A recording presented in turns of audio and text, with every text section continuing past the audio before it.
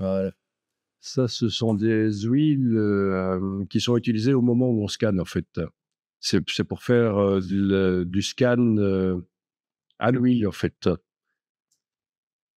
Donc, on met, quand on a un négatif, enfin, ou un positif d'ailleurs, un nectar, et qu'on veut le scanner sur la vitre d'un scanner, hein, on peut mettre entre nectar et la vitre cette huile spéciale qui va éviter différents problèmes. Ça, c'est une photo qui vient d'un atelier de scan du sud de la France. Mais le scan, ça marche plus trop. À mon avis, ils sont plutôt maintenant spécialisés dans l'impression, l'impression d'art, en fait. Ouais. Vous connaissez? Ouais. D'accord. Ouais, ils sont très actifs sur le web au niveau réseaux sociaux aussi, hein. Ouais. Donc, voilà. Alors, tiens, tiens, tiens. Nos services.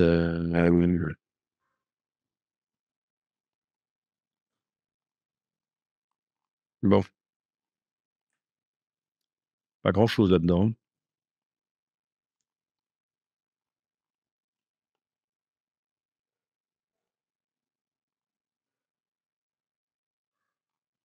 OK. Ils ont certainement un autre site avec plus.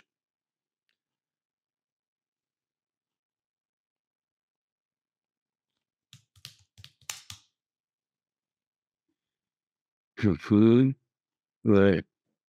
J'étais dans l'atelier, là, en fait, OK. Bon, non, j'étais surpris par ça. Heu, ouais, OK. Alors, donc, l'huile, elle permet d'éviter quoi? On m'en avait parlé l'autre jour, hein. Et du Mmh. Les rayures, oui, et les anneaux de Newton. Donc les anneaux de Newton, vous comprenez le principe?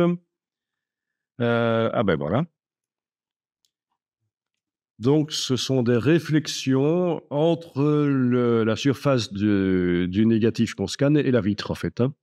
Donc ils sont l'un contre l'autre, mais ils sont quand même pas, tip top, collés l'un à l'autre. Il y a quand même, de l'espace, et c'est une réflexion de la lumière, et ça fait des anneaux, ce qu'on appelle les anneaux de Newton, exemple, entre la surface du négatif et la vitre.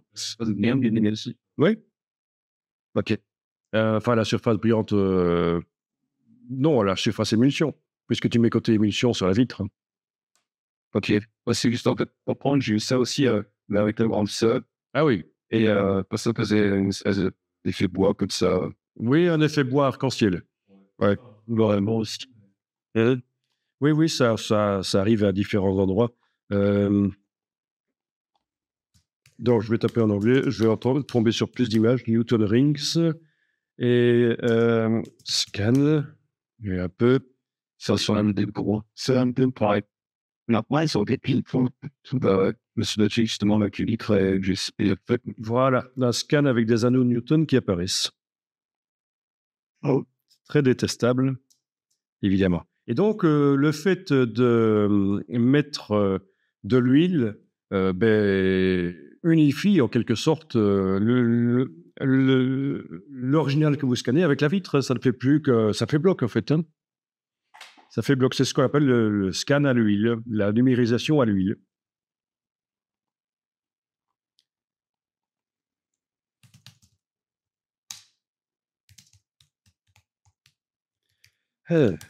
Scan à l'huile. Le montage à l'huile, en fait, voilà. C'est le terme exact. Le montage à l'huile.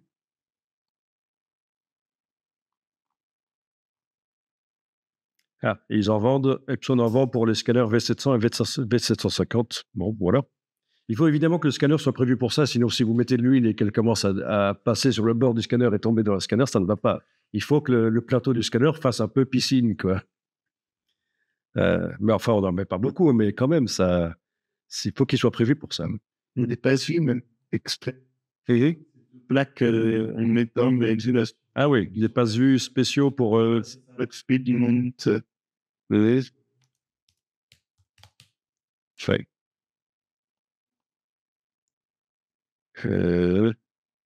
Je vais tester. Voyons. Pas beaucoup de photos ici.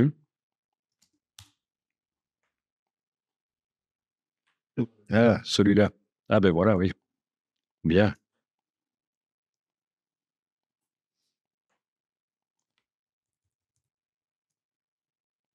Et donc, autre avantage, si vous avez un négatif qui est très, très griffé, évidemment, les griffes reflètent la lumière et ça demande du post-traitement dans Photoshop après, c'est difficile.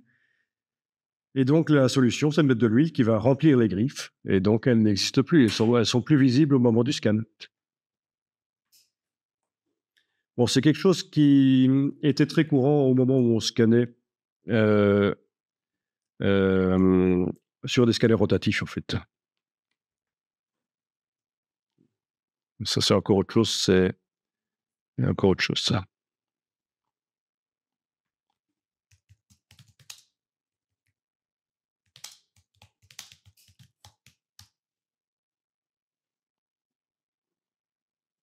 Donc, sur les scanners rotatifs, les scanners à tambour. Vous connaissez les scanners à tambour? Oui. Oui. Alors, c'est une technologie différente du scanner à plat. Le scanner à plat, ce sont des capteurs CCD ou CMOS maintenant.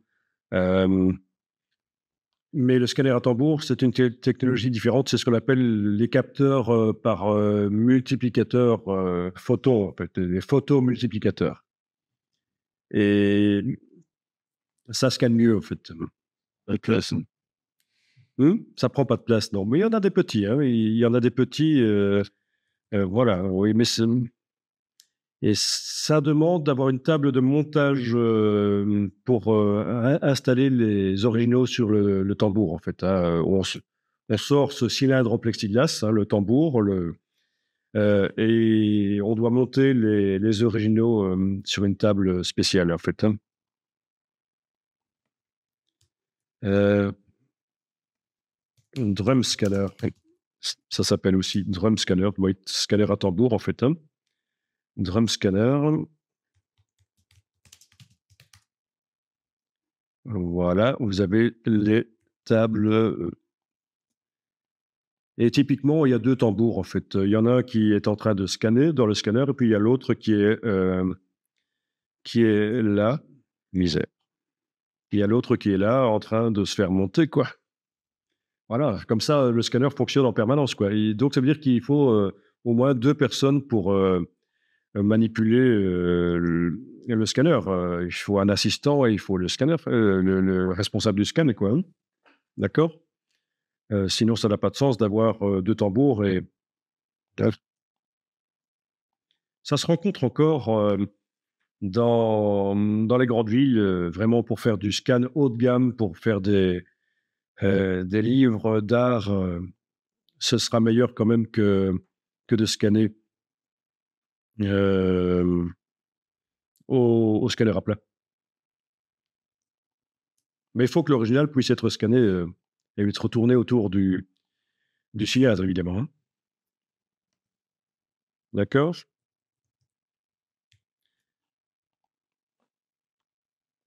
Non.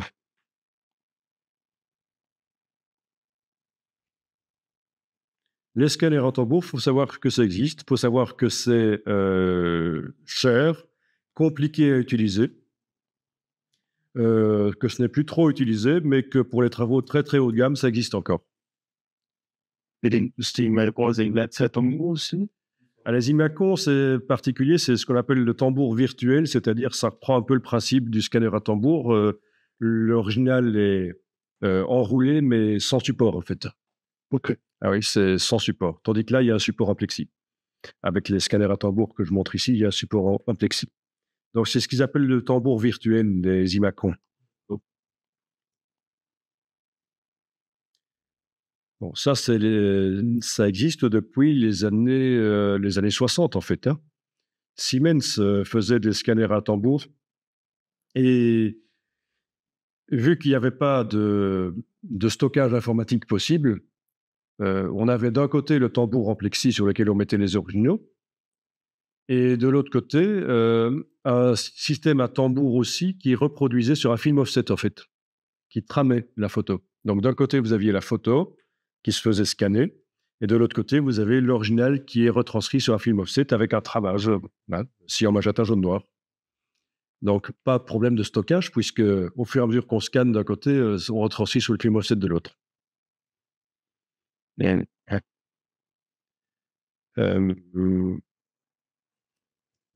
Donc, au niveau de la résolution de scan, c'est dans les 10 000 dpi, en fait. 10 000 pixels par pouce qui peuvent être scannés, alors que les scanners à plat, on est plutôt au maximum dans les 6 000 pixels par pouce. Et ça, c'est les dernières évolutions des scanners à plat. 6 000 pixels par pouce, il a fallu le temps pour y arriver. Oui, il y a aussi des tambours pour scanner des originaux opaques, en fait. Parce que ça, c'est les tambours transparents pour scanner du transparent, mais vous avez aussi, vous voyez un peu, oui, des tambours spéciaux pour scanner de l'opaque, en fait.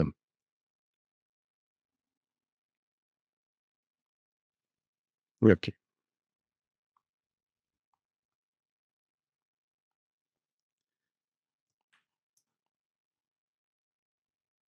Alors,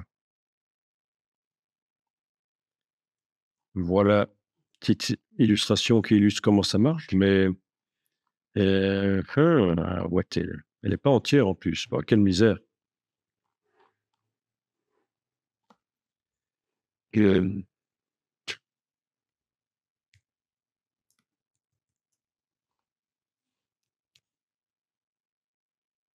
donc bien.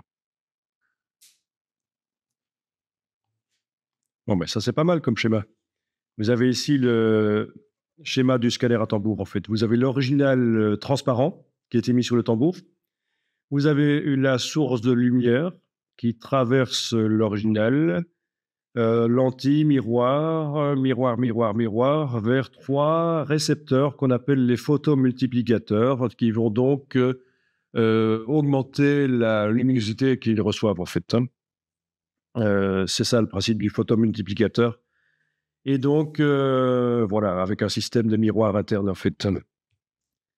Et donc, ensuite, c'est transformé en signal électrique. D'accord? Donc, le principe, c'est que le tambour tourne très vite avec l'original dessus et de manière séquentielle, on va prendre des informations pour reconstituer l'image, en fait. Vous imaginez ici que le tambour tourne très vite dans ce sens-là, voilà. Et évidemment, se déplace aussi pour scanner l'original parce qu'en fait, la source de lumière et le système de capture restent fixes. En fait, c'est le tambour qui va se déplacer dans ce sens-là et en même temps, il tourne très vite. Donc, en permanence, il y a un flux de lumière qui arrive dans les photomultiplicateurs. Il y a un flux électrique qui, en permanence, sort des photomultiplicateurs et il y a un traitement logiciel qui prend à intervalles réguliers l'information et reconstitue une image. OK? Bon, ici, vous avez le scanner à plat avec typiquement un plateau qui se déplace. Vous connaissez beaucoup de scanners à plat où c'est le capteur qui se déplace sous la vitre. Mais les scanners les plus professionnels, les plus haut de gamme, c'est la vitre qui se déplace au-dessus du capteur, de manière à minimiser les vibrations, en fait. Donc, toute la mécanique de capture du scanner reste en place. Elle est très lourde, elle reste en place, et la vitre bouge euh, au-dessus. Ça, c'est pour quand on veut vraiment aller chercher beaucoup de détails. Et voilà. C'est pour ça que vous avez certains... Elle est pas mal, cette image. Je vais la garder. On ira voir s'il y a des copyrights après dessus. OK.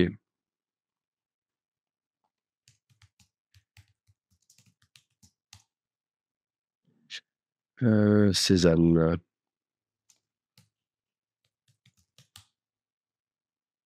Voilà, typiquement, c'est pourquoi vous avez des scanners qui ont cette forme bizarre, avec cette protubérance, en fait. C'est parce qu'en fait, la vitre qui est là, le plateau, en fait, va, au moment du scan, se déplacer. Et en fait, le capteur se trouve à cet endroit-là, en fait. Le système de capture se trouve à cet endroit-là. Et donc, l'original qui est sur la vitre se déplace Pour éviter que les gens n'aillent buter contre la vitre dans l'atelier, ils ont mis un système de protection. Voilà. Ça, c'est un bon scanner, mais déjà ancien, hein, déjà une quinzaine d'années. Dai Nippon, ils font du rotatif aussi, hein. Ils ont été un des premiers à faire du scanner professionnel, vraiment, à plat, avec le modèle Cézanne qu'on a ici. Ça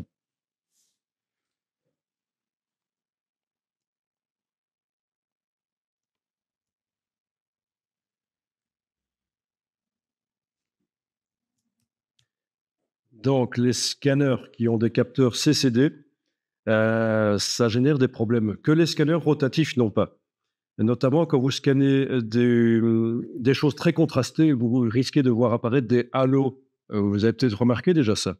Sur le bord à la frontière entre quelque chose qui est très clair et sur un fond très foncé, à la frontière, vous avez un espèce de halo. C'est quelque chose qui peut arriver aussi avec les appareils photo et donc ça, c'est lié à la technologie, CCD, en fait.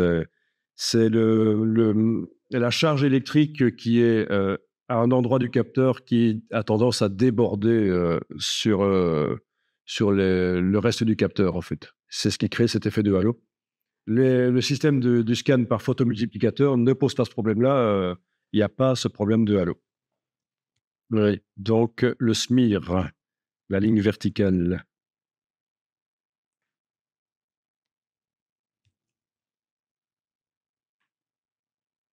Mmh.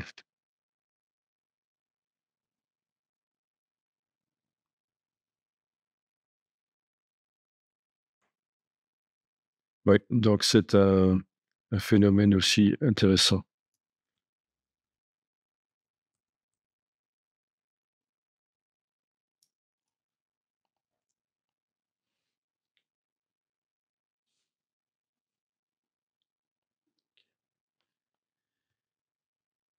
Comme ça, je vais retenir, je vais le mettre dans la doc. Et SMIR, ça veut dire quoi alors? Euh, on va aller voir. On va aller voir.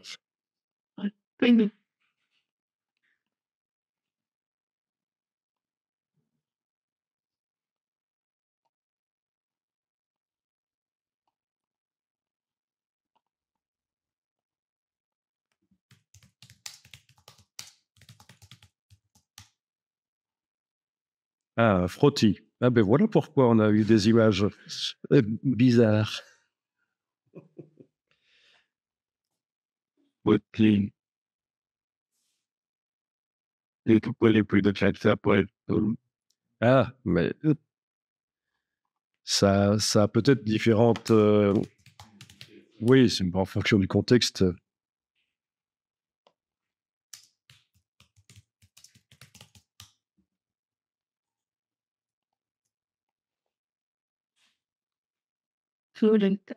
Oui, une tâche.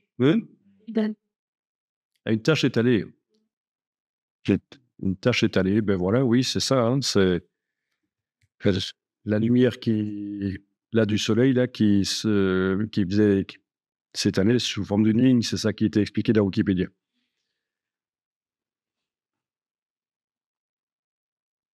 Bon, le CCD, c'est une technologie qui est morte maintenant. Vous avez entendu qu'en 2015, Sony a dit qu'ils arrêtaient de produire du CCD.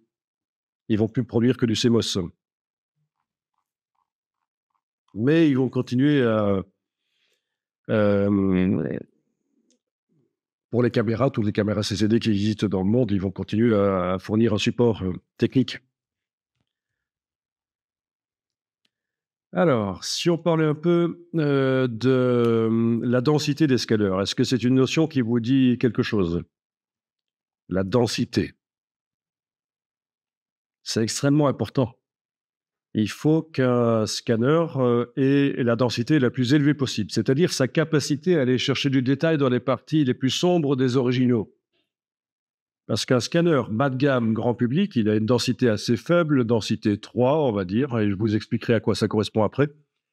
Et ça veut dire que si vous scannez un original dans les parties foncées, ben, ça va être totalement noir, ça va être bouffé, ça va être une surface noire sans détail. Impossible d'aller faire ressortir le détail avec un logiciel de post-traitement, genre Lightroom, Photoshop, etc. Alors, voyons un peu ça. Densité optique. Donc là, j'ai pris le V750 de Epson. Donc,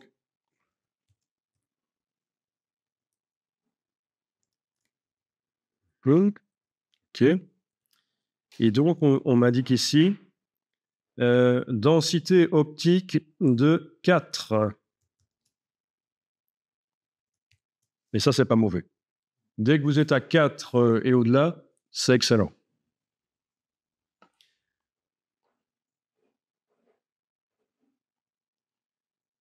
Oui. Les scanners à tambour dont on a parlé tout à l'heure vont plus loin au niveau de la densité. Ils vont même jusqu'à 5, je pense.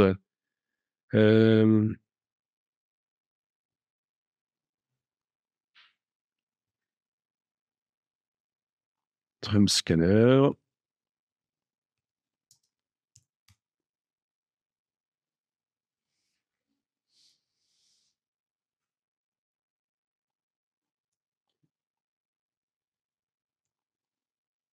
Bon, ça, c'est une explication sur ce qu'est la densité, mais je vais vous expliquer après. C'est quand même intéressant, celui-là. Quand même le garder aussi pour vos archives.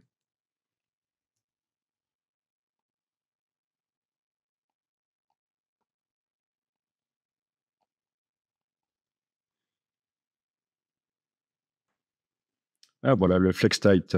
Quelle est la densité du FlexTight, tiens? Ah, FlexTight de Hasselblad. 4,9. OK. Pour le film. Oui, pour le film.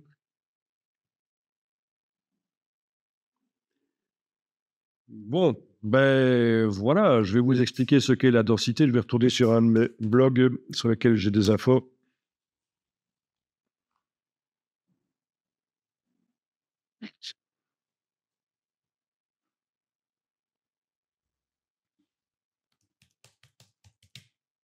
Densité.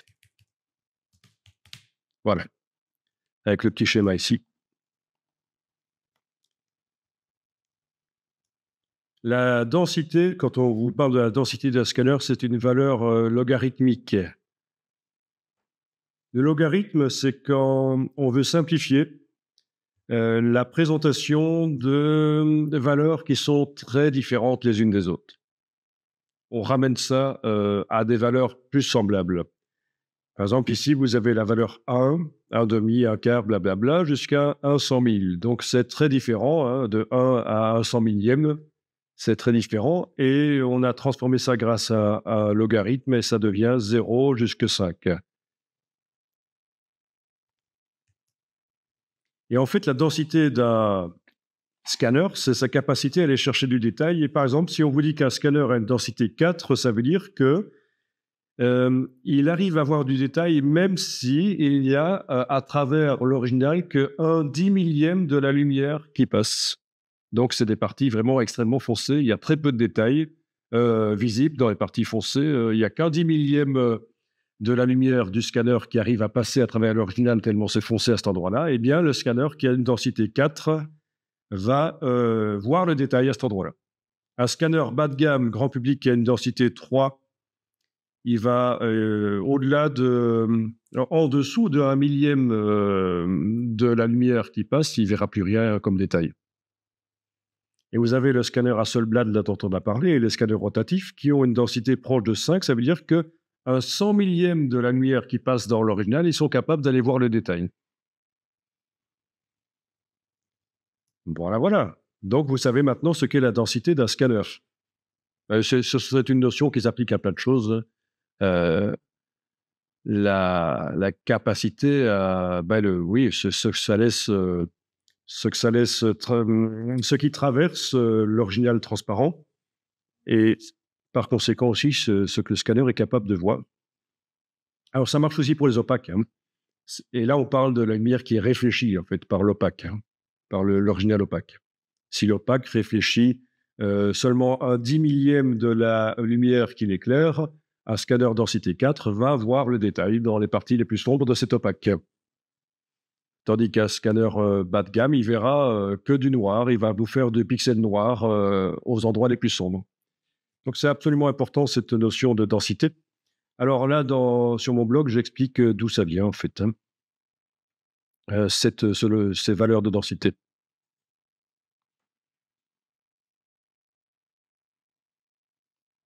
Ok.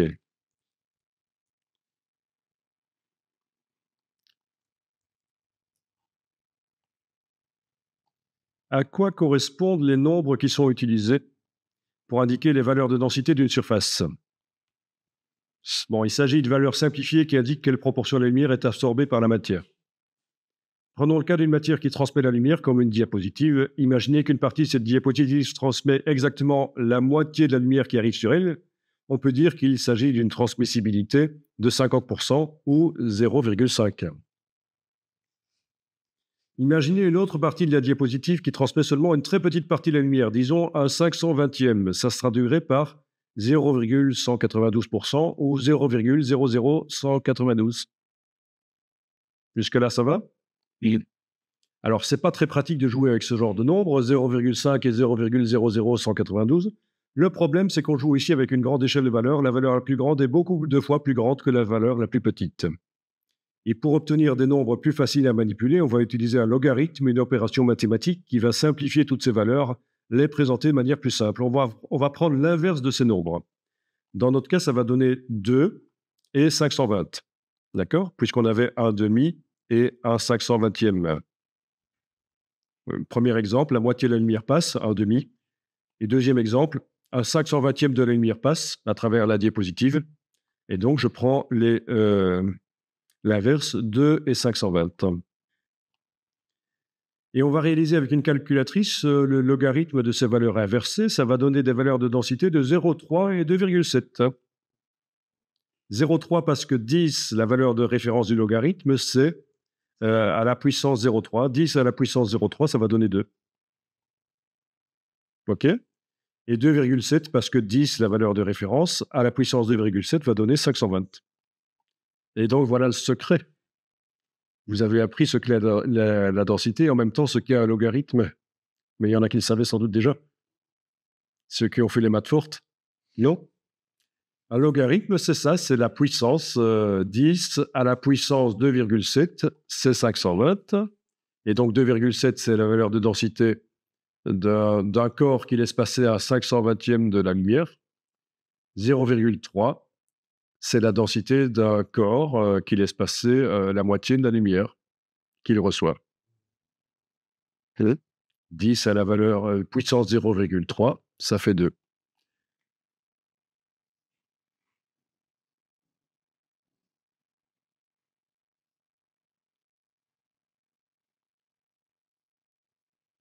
Donc, un scanner grand public présente généralement une densité de 2,5 et un scanner à plat professionnel 4,5.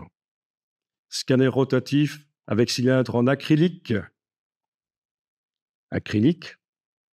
On dit que c'est du plexiglas, mais plexiglas, c'est un nom commercial. En réalité, c'est de l'acrylique. Capteur à photomultiplicateur va au-delà de la détection des détails pour les parties sombres et donc jusqu'à 5 en fait, hein.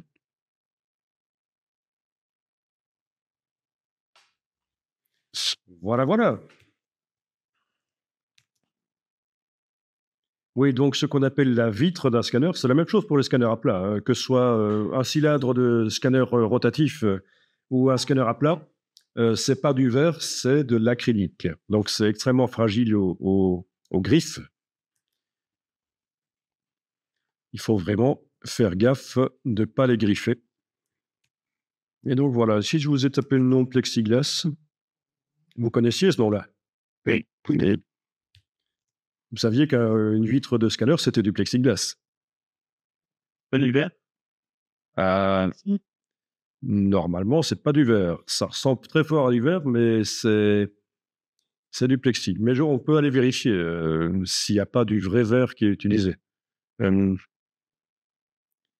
alors, euh, voilà. Donc, ça s'appelle plexiglas sur le continent américain et ça porte un autre nom. Euh, où est-ce qu'il est? C'est pas Altuglas, quelque chose comme ça? C'était. Oui, Altuglas, ça doit être ça. Ailleurs dans le monde. Notamment dans l'hémisphère sud, je pense que ça s'appelle Altuglas. Moi, il faudrait que j'aille revoir le détail de ça, en fait.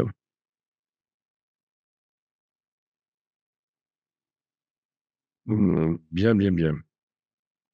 Et donc, aurait-on des scanners avec du vrai verre?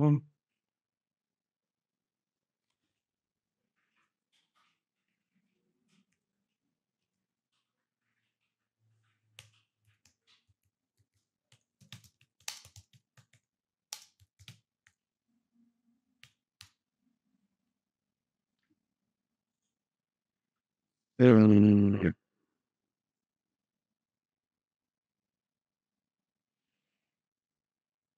non, ça m'amène vers le scan de vieilles photos sur support vert. Vous connaissez ça? Les photos sur support en verre.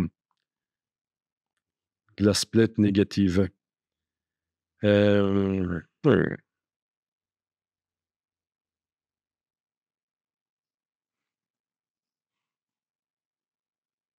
Bon, moi, j'ai déjà eu un scanner avec des griffes dessus sur, sur la vitre. J'ai remplacé ça par une vraie vitre et ça fonctionnait tout aussi bien.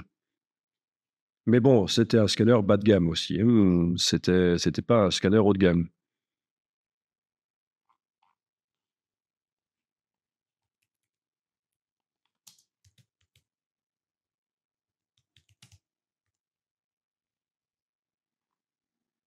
Non.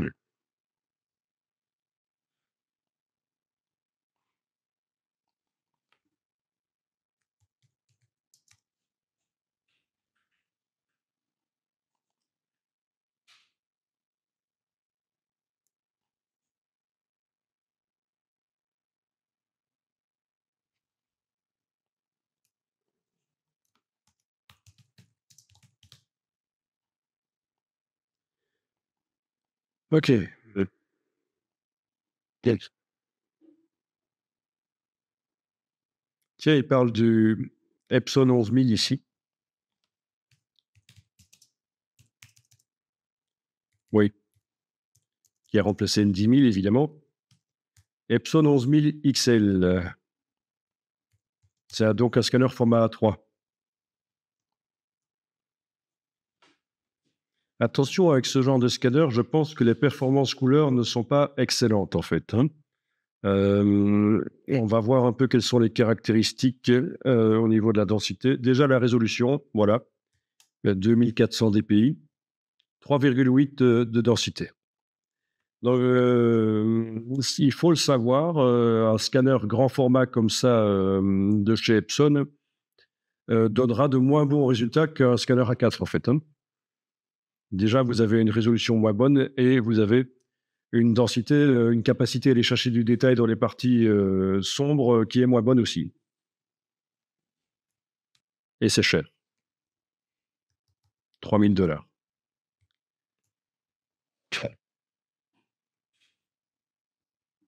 Vous ne devez jamais scanner des grands originaux de toute façon. Sinon, il y a des astuces. On scanne brut et on scanne partie par partie. Et après, on utilise le système de photomerge de Photoshop pour remettre ensemble, un peu comme quand on fait des panoramiques.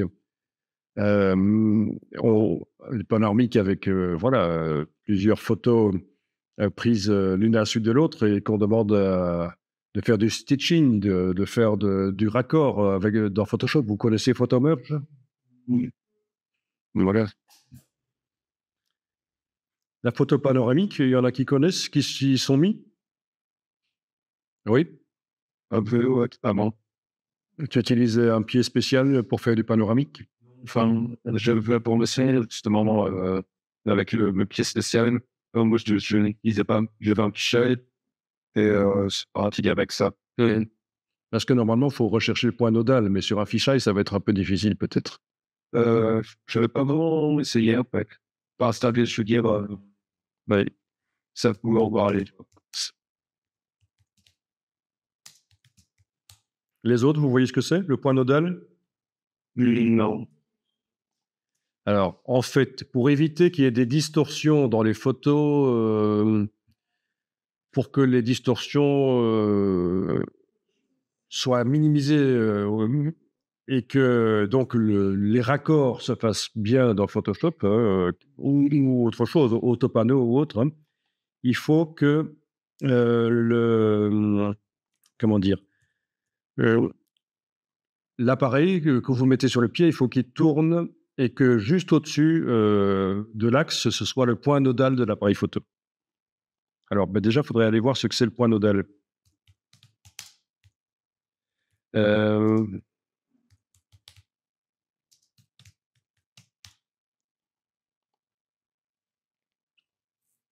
donc, un appareil photo, c'est une lentille, enfin, toute une série de lentilles, en fait, hein. Donc, c'est même plus performant qu'un œil, qui n'a qu'une seule lentille. Et à un certain endroit, l'image se retourne, comme dans l'œil, d'ailleurs, hein. Là où les faisceaux lumineux, ben, à cet endroit-là, c'est le point nodal, en fait, ce qu'on appelle le point nodal. Le nœud, en fait. Un nodal, ça vient de nœud, hein, c'est l'adjectif de nœud.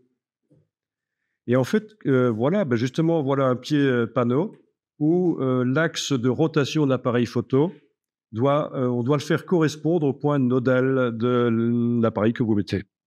Et l'appareil coulisse de manière à pouvoir trouver le point nodal. En fait, il y a des systèmes pour trouver le point nodal.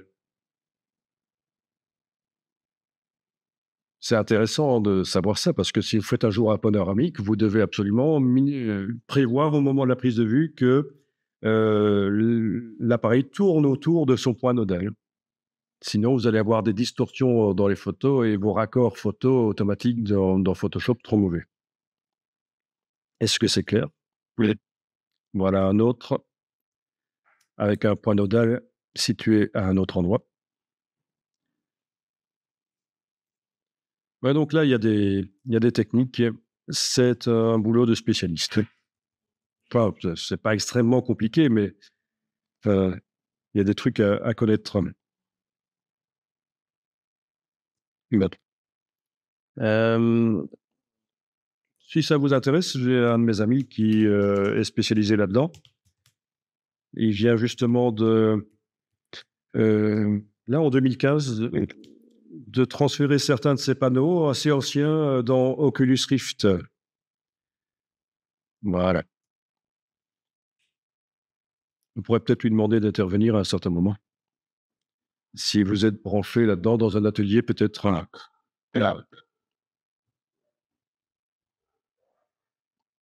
C'est un Liégeois, alors il fait beaucoup de choses sur Liège, évidemment.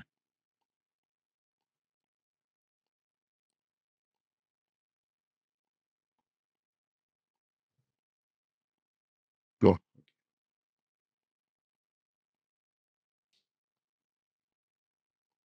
Bon. Alors, il y a aussi le système gigapixel, vous connaissez, pour les panoramiques. Où on met l'appareil sur une tête robotisée et il va faire beaucoup, beaucoup de photos et puis on fait travailler ça pendant toute une nuit et puis on obtient donc des photos super précises. Bon, celle-là n'est pas extrêmement précise. Quand je vous parle d'Oculus Rift, ça vous dit quelque chose? Ok. Ça fait vraiment partie de l'avenir. Il faut en tenir compte. Bien. Donc, ok. C'était acheté par qui, un peu? Alors, Oculus Rift, racheté par qui? Faut que j'aille voir. C'est pas par Facebook? Si. Mais je... Si. Et ça, Oui. oui, filiale de Facebook. Et ça veut dire qu'il y a des révolutions qui arrivent au niveau sociétal. C'est-à-dire, les gens vont certainement se plonger dans des mondes virtuels à l'avenir. Je parle vers 2020-2030. De plus en plus, les mondes virtuels vont se développer. Ça va être vraiment une révolution. Et grâce à des systèmes comme ça, légers, plus légers que ça. Ça, c'est encore un peu mieux. Oh, mais ça, c'est la bonne chose, parce que c'est ma 3D, putain. Ah, pardon, de les défis. Et oui, c'est vrai.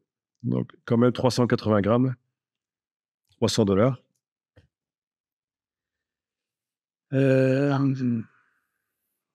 Le cinéma 3D, ça existe depuis quasiment les débuts du cinéma. Et comment est-ce qu'on appelle ça? Une chimère, ça revient régulièrement. Euh, c'est une mode. Chaque fois qu'il y a une évolution technologique, on y revient. Mais moi, personnellement, j'ai fait de la 3D quand j'étais jeune. C'était ma passion.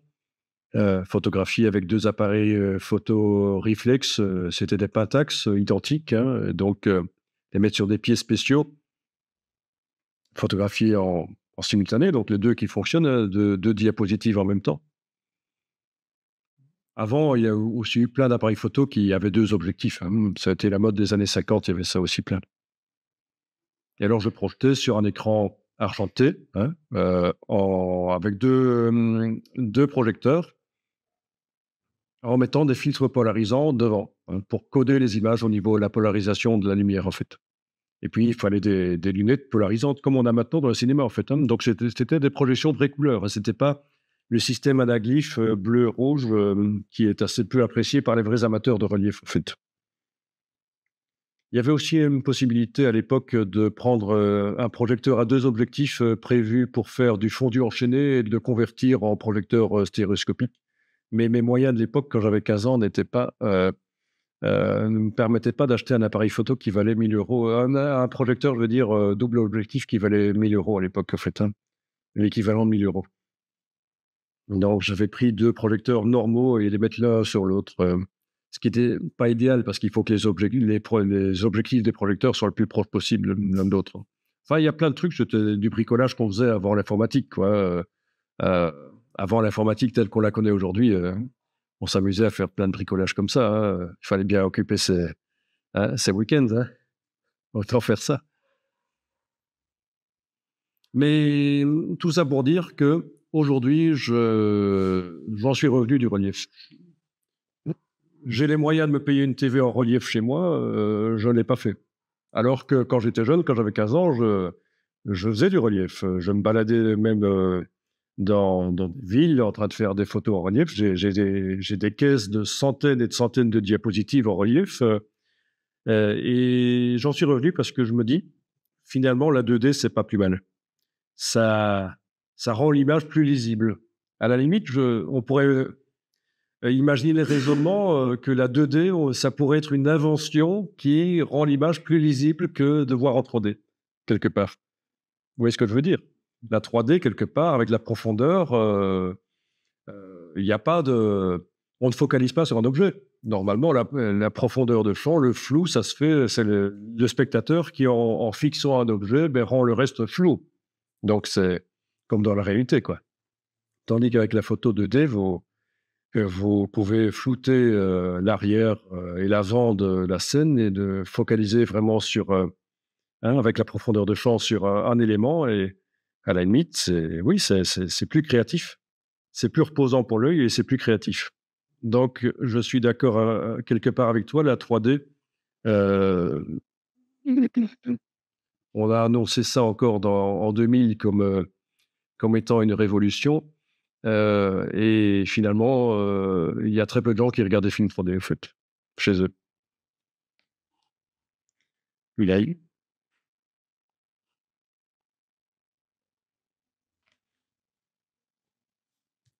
Tiens.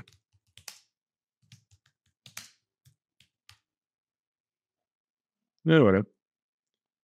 Ici, c'est un truc, petite vidéo, et en 1900, quelle époque ça? C'était avant la mode des TV 3D. Oui, en 98, voilà. Ben voilà, d'ailleurs, la preuve, c'est sur Dailymotion et ça a été posté en 2008, je veux dire, en 2008. Donc c'était quelques années avant la mode des TV 3D, c'était Bibi qui était en train de présenter une caméra 3D Toshiba. Voilà, avec toute l'explication. Avec le récepteur connecté aux lunettes DTV, etc. Bon. Donc vous voyez, j'y croyais à la 3D, mais j'en suis revenu. J'en suis revenu. Ça, c'était 2-3 ans avant que les TV 3D reviennent à la mode, parce que la marque Toshiba a toujours été très à l'avance. Et en fait, pour tout vous dire, cette caméra, elle date des années 90, en fait. Ils en ont produit 400 exemplaires à peu près.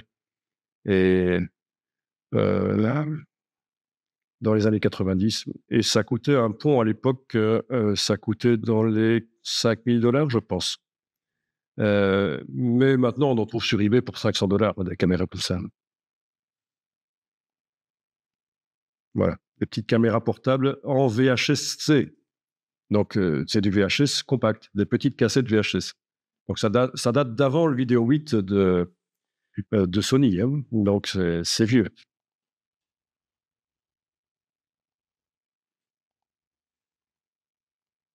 OK.